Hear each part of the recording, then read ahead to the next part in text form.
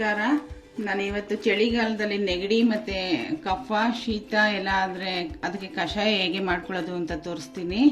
ಅದಕ್ಕೆ ಬೇಕಾಗಿರೋ ಸಾಮಗ್ರಿಗಳು ತುಳಸಿ ಮತ್ತು ದೊಡ್ಡ ಪತ್ರೆ, ಸ್ವಲ್ಪ ಜೀರಿಗೆ, ಮೆಣಸು, ಅರಿಶಿಣ ಪುಡಿ, ಶುಂಠಿ ಮತ್ತು ರುಚಿಗೆ ಸ್ವಲ್ಪ ಬೆಲ್ಲ. ಅದು ಬೇಕಾದರೆ ಹಾಕೋಬೋದು, ಇಲ್ಲಾಂದರೆ ಬೇಡ. ಬನ್ನಿ ಈಗ ಇದನ್ನು ಹೇಗೆ ಮಾಡೋದು ಅಂತ ತೋರಿಸ್ತೀನಿ. ಮೊದಲಿಗೆ ಜೀರಿಗೆ ಮತ್ತು ಮೆಣಸನ್ನ ಕುಟ್ಕೊಳ್ಳೋಣ. ತರಿಯಾಗಿ ಕುಟ್ಕೊಂಡ್ರೆ ಸಾಕು.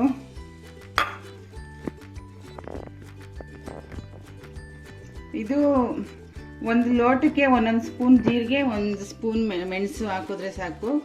ಸಾರಿ, ನಾನು ಬೆಳ್ಳುಳ್ಳಿ ಹೇಳೋದು ಮರ್ತಿದ್ದೆ.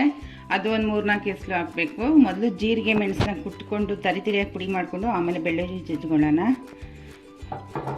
ಜೀರಿಗೆ ಮೆಣಸು ಕುಟ್ಕೊತಾ ಇದ್ದೀನಿ.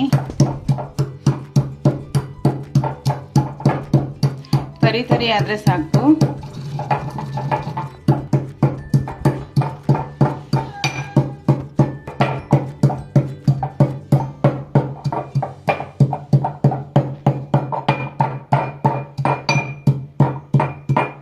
ಈಗ ನೋಡಿ, ಇದು ತರಿಯಾಗಿ ಪುಡಿಯಾಗಿದೆ. ಇದಕ್ಕೆ ಬೆಳ್ಳುಳ್ಳಿ ಹಾಕಿ ಜಜ್ಕೊಳ್ಳೋಣ.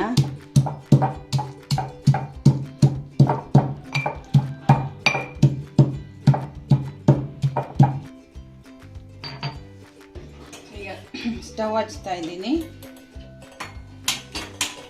ಇದಕ್ಕೆ 1 ಗ್ಲಾಸ್ ನೀರು ಹಾಕ್ಕೊಂಡು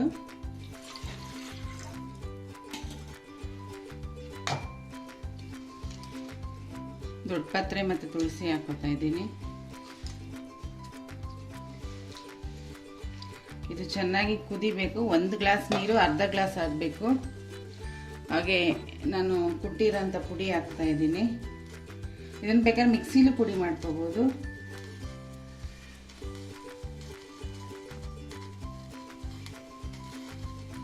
ಶುಂಠಿ ಪೇಸ್ಟ್ ಹಾಕ್ತಾ ಇದ್ದೀನಿ. ಶುಂಠಿ ಪೀಸ್ ಮಾಡಿ ಜಜ್ಜಿ ಹಾಕ್ಕೋಬೋದು. ನಾನು ಪೇಸ್ಟ್ ಇರೋದ್ರಿಂದ ಪೇಸ್ಟ್ ಹಾಕ್ತಾ ಇದ್ದೀನಿ. ಮತ್ತು ಅರಿಶಿಣದ ಪುಡಿ ಹಾಕ್ತೀನಿ.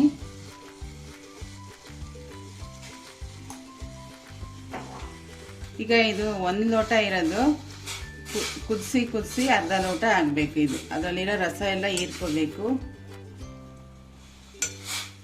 ಚಳಿಗಾಲದಲ್ಲಿ ಇದು ಒಳ್ಳೆ ಕಷಾಯ.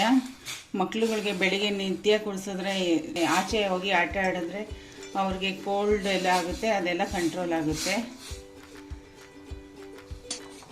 ನೋಡಿ ಫ್ರೆಂಡ್ಸ್, ಈಗ ಕಷಾಯ ರೆಡಿಯಾಗಿದೆ. ಇದನ್ನು ಬಗ್ಗಿಸ್ಕೊಳ್ಳೋಣ. ಚೆನ್ನಾಗಿ ಕುದ್ದಿದೆ, ಪರಿಮಳ ಬರ್ತಾ ಇದೆ. ಇದನ್ನು ಸೋಸ್ಕೊಳ್ಳೋಣ.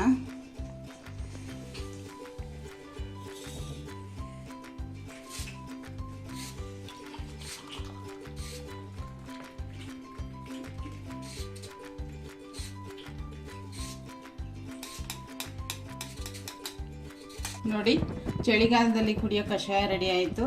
ಕೆಮ್ಮು, ನೆಗಡಿ ಮತ್ತು ಕಫ ಎಲ್ಲ ಇದನ್ನು ಕುಡಿದ್ರೆ ಹೊರಟಾಗುತ್ತೆ. ದಯವಿಟ್ಟು ನೀವು ಬೆಳಗ್ಗೆ ಹೊತ್ತು ಆಳು ಹೊಟ್ಟೆಯಲ್ಲೇ ಇದನ್ನು ಕುಡಿದು ಪರಿಣಾಮ ಹೇಗೆ ಆಗುತ್ತೆ ಅಂತ ನೋಡಿ.